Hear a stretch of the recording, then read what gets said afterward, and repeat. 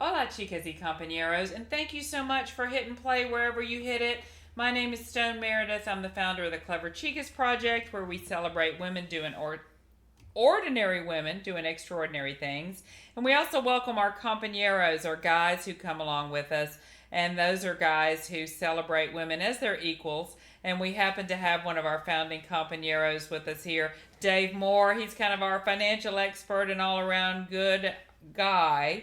And we want to talk to you a little bit, Dave, about as we get started on our own financial literacy, whether we're in fourth grade, whether we're 400, all the phases of our life, whether we're just getting going in school, elementary, middle school, whether we're in high school, college, making that transition, or we're at a point in our life where we're like, I should retire. If we want to figure out where we are and really take control of our financial life, we've got to define what that financial life is. So we can't begin without starting at the beginning, right? And I know for me, it was really hard to kind of figure out where I was. I thought I was going to be much more bummed about it, right, when I started working on it. And I think in talking with a lot of people, you find that when they really start to look at who they are financially, it's never as dark as they thought it would be. And so I thought maybe you could tell us about, when we start to figure out who we are financially so that we can take control and we can begin that process of saving. First we want to share, right? Of sharing, saving, and then spending. Before we can begin to do that, we have to figure out what we have and what our plans are. So before we can share, save, and spend, what do we need to write down to kind of define our financial landscape? Where do we look to define who and where we are financially?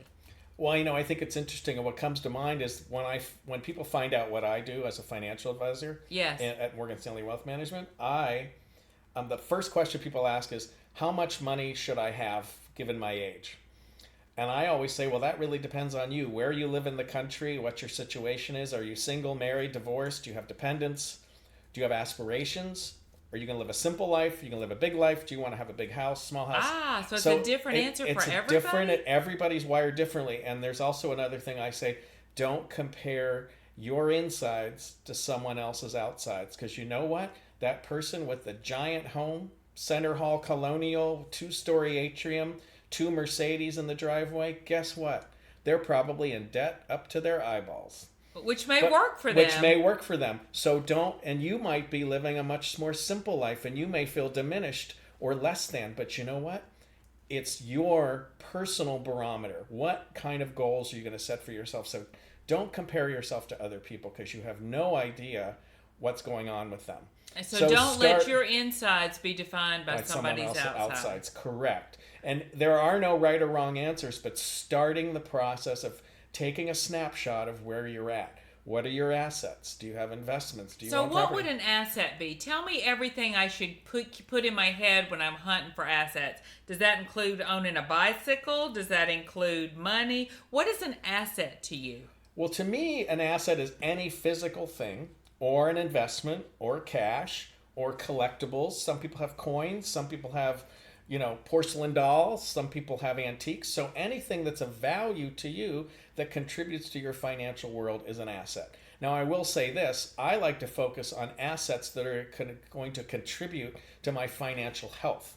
Those are things like pensions and retirement accounts and savings and whatnot. And then you have your liabilities. Tell me what a liability. Define that in real simple terms. A liability is when you owe somebody. So do you have a car payment? Do you have a student loan?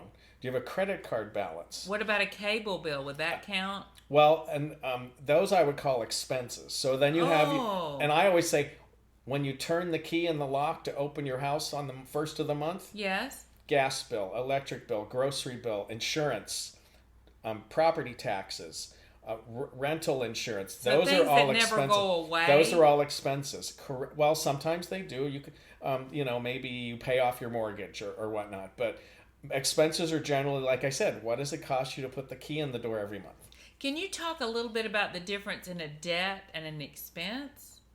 Well, a debt is when you have used a line of credit on a credit card or a bank where you owe into the future to cover an agreement on purchase or mortgage or whatnot. So like when you take a mortgage out, you're agreeing to make payments over 15 or 30 years to bring that balance down to zero. Credit card, the same thing. If you spend $1,000 on your credit card that you don't have, you owe that $1,000 plus interest. Plus interest.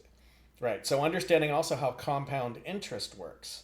Okay. And if you ever look at your credit card statement, and most people don't now because everything's online, the first thing that your credit card company will tell you is, if you make the minimum payment on this balance of $1,000, this is how long it's going to take you to pay that off.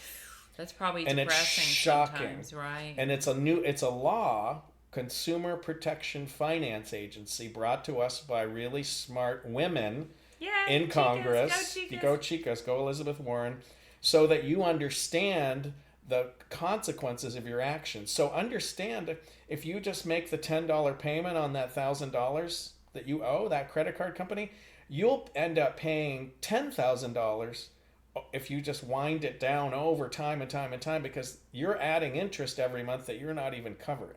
So that is an expense that could go away if you paid off the debt. Correct. Is that kind of how those words work together? Correct. And I would consider, like, credit card debt, it's really important to understand. It's not like a car payment where you pay the payment every month and the debt goes away. With a credit card, you have to be conscious of that. If you're not thoughtful in the way of paying that down to zero in a short period of time, you're just perpetuating the problem. Okay. So it's really important then, as we work and through our series of lectures that will be available through Clever Chicas, it's really important to begin at the beginning. Define who you are and where you are. So we want to write down every place we spend money every month. I love this idea you shared with me once of maybe writing everything on an index card, or writing everything maybe on your phone, or get a file, or... And the reason this is important is because most of our transactions are now done electronically. Right. They don't register. They don't seem real. But every time you buy a coffee with your debit card, every time you buy a shirt with your credit card, every time you go to the pharmacy or the grocery store and you put that down, keep track of that, even if you pay cash, and you will be amazed at the end of the month how much money you spent that's way beyond what you realize you're spending. And are those things needs or wants? Okay. And when you get into the wants section too much, maybe you bought a couple things at the store because they were on sale, but you got them home and you really didn't even like them. Mm-hmm. Or maybe you ordered something on Amazon and it got there and you spent $35 on it and it really wasn't what you expected, but you just toss it aside, versus taking the time to take it back to the UPS store and send it back and get your refund. All that stuff adds up. And so if you take a time, let's say, would it be a good scope of time to say for 3 months, one should define oneself financially? So let's say you're in elementary school. Look at where your money comes from. Who's paying for what? What do I cover? If I want to go to the movies, if I want to plan ahead for Christmas gifts, if I want to plan ahead to donate to a favorite charity, I'm going to write down every time I touch money for 3 months. Let me bifurcate that a little bit. So if you're a young person and maybe you're living on allowance and gifts, just say, if I get a $10 allowance, what am I going to do with that? Am I going to share some? Am I going to save some? Or am I going to spend it all? So I think when you're a younger person, that's a healthy enough, gets you in the good habit of understanding how you manage your money. And then watch it maybe over a 3-month period. Right, Is 3 months long enough, Dave, to really get a good picture? Well, here's 21 days is all it takes to have a new habit. And then if you're in high school, maybe think about, am I going to go into debt for college when I go to college? When do I want to buy a home or rent? Maybe? Or actually with college, is it worth it for me to go into debt for $200K at an Ivy League school when my job of choice is only going to pay me $40,000 a year? So start thinking about the value of money, and is it worth it to go into debt when you may not get a great return in the future?